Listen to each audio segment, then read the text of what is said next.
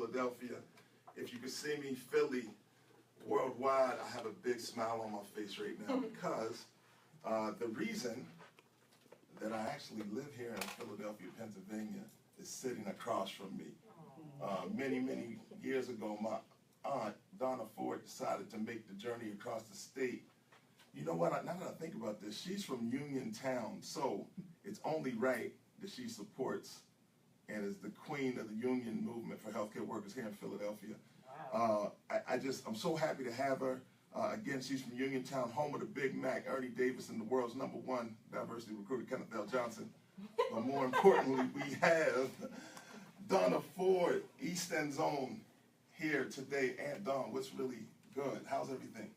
Everything's just great, Kenny. Excellent. I just wanted my aunt to come out and talk. It's Women's History Month. We're honoring and saluting women that have been very important and helping other women with careers and entrepreneurship and things of that nature. So I thought it was only right for Donna Ford to come out here and share her story of resiliency, empowerment, and just warm-heartedness with the listeners of Philadelphia.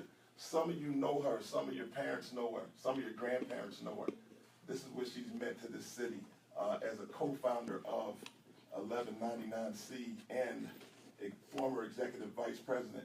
So, and Don, I really, when I spoke to you the other day, and I think one of the questions I asked you is just to come out here and speak about your journey here to this point and how you see things for women that are in careers currently, not just in Philadelphia, but around the world. So I woke up this morning to a hashtag on our spreadsheet for the show, which Tiffany Southerland, you were responsible for putting that. Yeah. Okay. And she was speaking about Maxine Waters and how they basically just disrespected her as a woman, and more importantly, even as an African-American woman.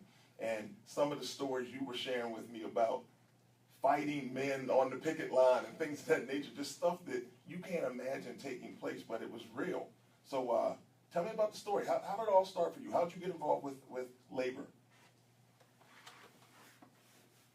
Well, it started many years ago, you know. Kenny, you said I came from Uniontown. Yes. Which truly is supposed to be a union town. But when it comes to workers trying to secure some rights, it's anything but union. What happened was that my father, who was a steel worker, way back when we were growing up, the steel workers and the coal miners was always out on strike. And I remember going to my father and asking him, Daddy, you know, why do you have to have so many strikes? And he proceeded to tell me, along with my other relatives, because I had plenty of folks working in steel mills and in the coal mines, that they really needed to make sure that they had decent wages, they had health coverage, they had a pension, and they had a safe working environment. Now, I believe you told me that when you came here, people were earning about 65 cents an hour. That's correct. Working in hospitals and nursing homes. Well, no, just the hospitals. Just the hospitals. Yeah, the hospitals was making the 65 cents. Sure.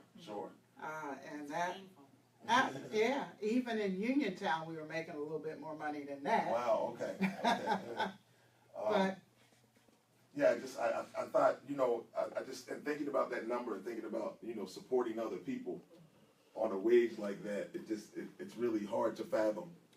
yeah, it was truly hard to fathom, because one of the things we do in organizing this is that we do what we call home visits, where we go to the employee's home and talk to them about the union and try to get them involved in the movement. Well, we truly did a lot of home visits back then, and I can recall visiting some of the members' homes, and you walked up these flight of stairs and you went into you knocked on a door, the door opened, and it was this huge room, and there were a lot of people in that room. Yeah. Truly more than one family. Sure. You know, and it was really sad. So you were telling me some stories about, You know, I guess it's a never-ending story here. You were speaking about a scepter strike and how that kind of assisted in your ability to strategically bring a group of people together. So, did you want to share that story? Sure. When we attempted to go to the hospitals to organize, of course, they had the security guards and even workers putting us out. So we didn't have a lot of time to talk to the workers. So as I said earlier, we tried to do what we call home visits.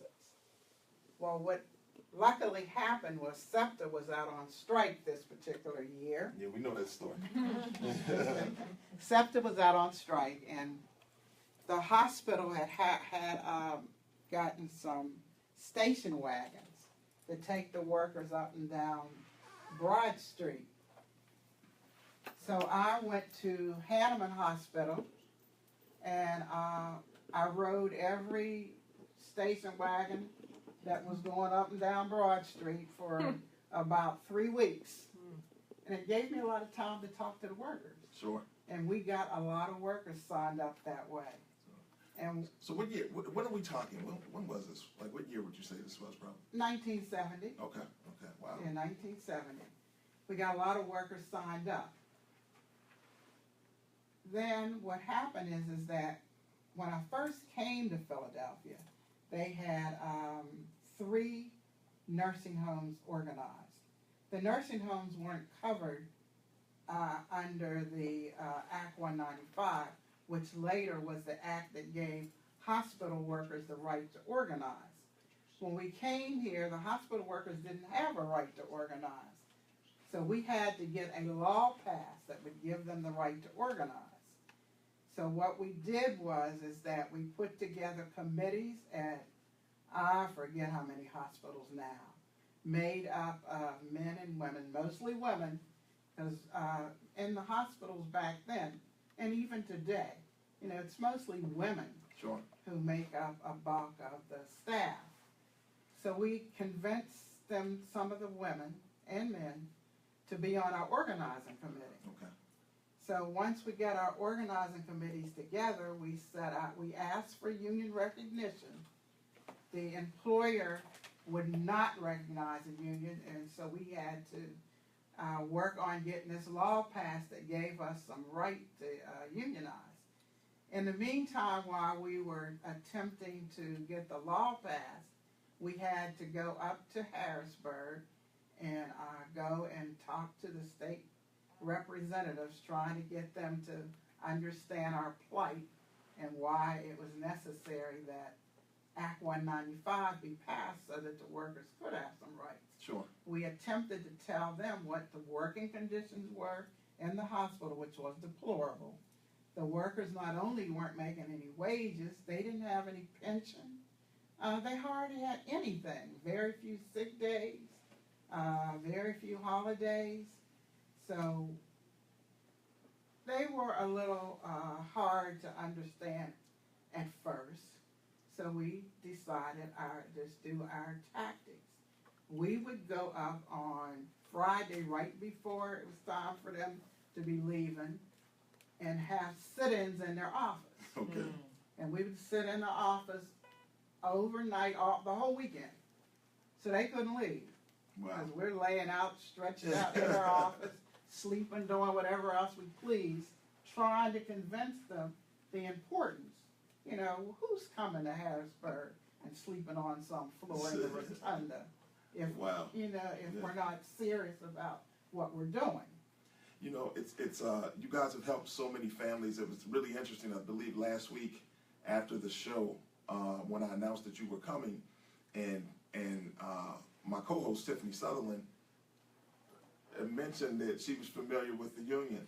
Yeah, my mom, my mom is a member, works for 1199 SEIU in New York. And when I hear 1199, I immediately get very excited because I know that there are really great things that the organization does to help its workers and on behalf of its workers. And so my mom has worked for the union for going on 18 years. Wonderful. And so to know that there's a connection there, and that means that you all are dedicated to making sure that people have the things that they need. Because you're part of the national union as well, right? Yes, SEI, well, New York is our, well, we call it our parent organization. Sure.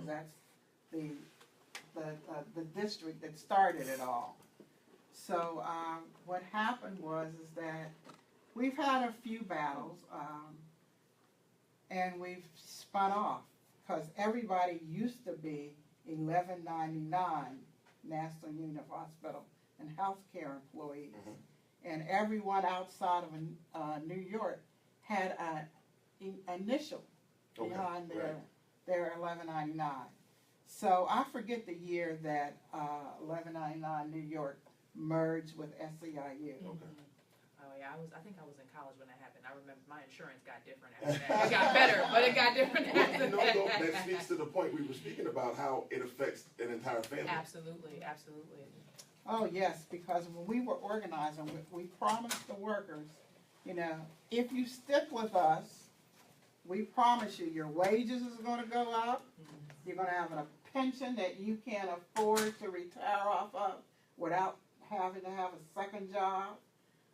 We had the training upgrading fund, and our training upgrading fund, even Obama, you know, spoke about how great it was.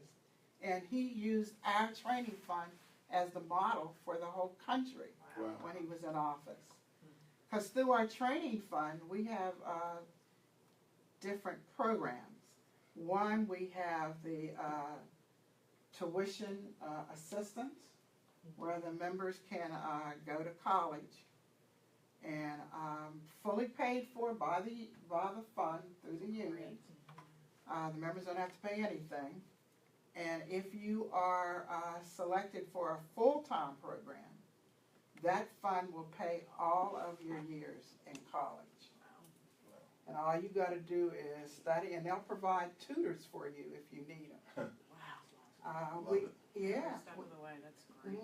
We have a GED program, because initially a lot of our members didn't have high school diplomas. So we had a GED program that they worked one-on-one with the members so that they could get their GEDs. We also have a program that we work with the community, because we believe that we're all in this together. Sure. And the community can also take advantage of our programs. And if they're selected for those programs, they too can go for free. We have like the LPN program, the RN program, the community mental health program, child care workers program, every program you can think of. Sure. You know, I was just checking some statistics the other day. Okay. And 4,597 people graduated this past June. In June. From the various programs. So 5,000 graduates Yeah. today from these programs. Excellent. And I checked about the tuition assistance, because that's for the members only. And I think they told me 1,597 people went through the tuition assistance program. I'm starting to think you still work down there. You're rattling these numbers off with pinpoint accuracy. So, Right. So, you know, you often hear people speak about, you often hear people say that they would die for something. And I know when we had a conversation yesterday and we were just speaking about the labor movement in the 70s and how, just how vicious it could be, fighting on both sides of that battle. And Tiffany, Alberta, my aunt was telling me that one of her colleagues lost his life on the picket line here in Philadelphia at a contract they were supporting. Would you mind speaking a little bit about that? Sure. In addition to the hospitals and nursing homes, the Delaware Valley Hospital Laundry, which has since went out of business, but 5 hospitals went together and purchased this laundry. And they took all the laundry out of the hospitals and had the central location. Sure. We found out about this through organizing. So we go up to the laundry to organize, and when we get there, the laundry workers union is there in the midst of campaign. Well, we tell the laundry workers, you don't want to belong to them, you want to belong with the hospital workers, because you can get more money that way. Sure. Laundry workers ain't going to be making the kind of money that we're going to make in the hospitals. So we then were able to intervene on their petition, and we ended up winning the election. Oh, the employers were so angry they didn't know what to do. So once we won the election, we thought that we were going to be able to negotiate a contract with them. But the management of the laundry was informed by the hospital owners, you cannot negotiate with $11.99. We ain't negotiating with them yet. We're hoping that we can have deserts and we don't have to be bothered with no union. Well, we went out on strike. When we went out on strike, we picketed all of the places that the laundry supplied linen to. One of the places was Metropolitan Hospital. Metropolitan had just built that new hospital over here at 8th and Race. Okay. We had been organizing now for, I want to say, about 2.5 years. Because what happened is that once we got the workers signed up, we asked the employer if they would recognize the union. Of course, they said no. So we had to work on getting the law passed. So in 1972, I think it was, early part of 1972, we had our first hospital elections. Now, we had kept the workers together for 2 years trying to make sure that whenever we did in fact get the right to sit down and negotiate, that they would still be strong. And to suffice, they were great. I mean, we did everything. We picketed their board meetings. We went out to one of the people at Children's Hospital was on the board at one of the country clubs. Well, they were having the first international golf tournament here in Philadelphia, and it was going to be at the country club where this man was the president. Oh, well, we climbed the fence and went on into the country club. They were so angry at us, talking about get off of our property. So we ain't going nowhere. We ain't ever been no place like this. If you think we're leaving, you're out of your mind. So they got the police and everything and escorted us off. But then we go back to this laundry situation. Now the laundry now has finally agreed that they will sit down and bargain with the union. So now we're going to be able to go on vacation for the first time in years. So everybody had plans of where they were going for their vacation. Norman Rayford, one of the first original organizers, he got married, and him and his wife were going on their honeymoon. Norman went over to Metropolitan Hospital to put down the picket line August 28th, 1972. Well, when he was coming through the back of Metropolitan to leave, security guard ran out and shot him in his heart. Oh. Wow. Norman died instantly. Oh. We committed ourselves that this city would never forget what they did to our rep. And certainly the hospitals would never, or healthcare would never forget. So what we did is once we started negotiating contracts, we have a holiday in there called the Norman Rayford Day. Yes. So they have to pay Wow. every year for what they did to Norman. Sure. Wow. It's the Career Seeker Show, live on WPPM LP Philadelphia. We're here today with Donna Ford. We're getting ready to wrap up, but Donna, what I would like for you to just share, we probably have a minute, maybe two, if you can just speak to what you see with women in labor currently. What are the positive signs that you see today in comparison to 1970, 1972? Well, some of the signs that I see is, and we talk about this at the retired members meeting, because we still say that those people working in the hospitals are our grandkids or our great-grandkids. And Speaking of grandchildren, my aunt's granddaughter is here, and she actually works for 1199C. So yeah, we do see them. yeah.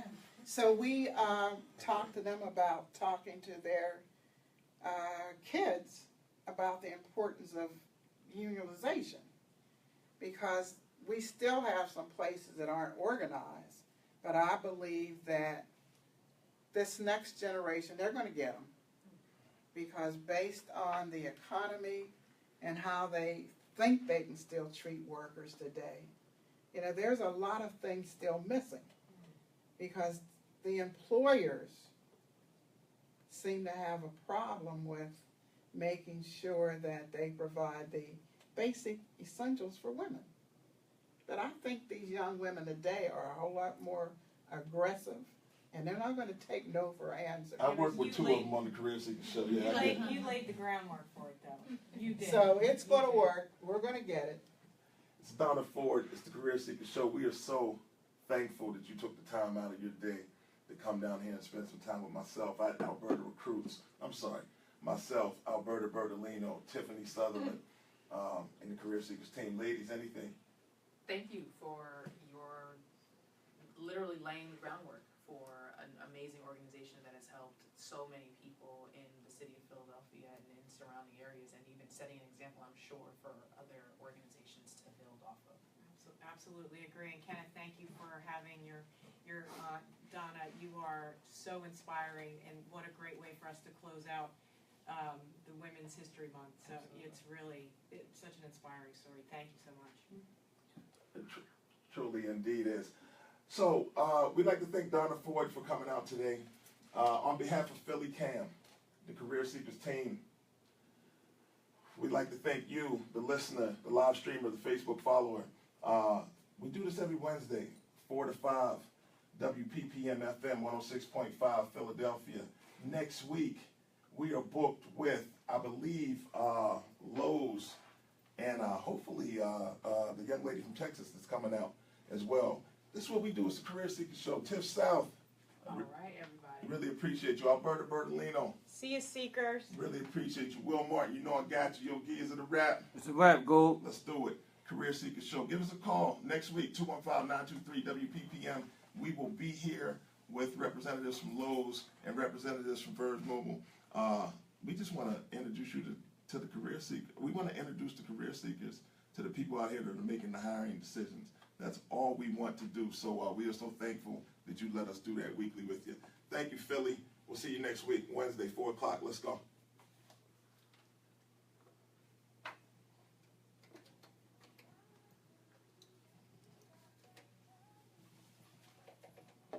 Y'all. Thank you so very much. We are Yep, Yeah. I didn't want to cut you. 65 cents. You know what in Philadelphia, the environmental service worker now makes in the hospital an hour? $23.60 an hour. Wow. With all those benefits. WPPM LP Philadelphia. That's wonderful. That's incredible. That's so great. And it's interesting, Tiffany, with your mom's connection, and then how you just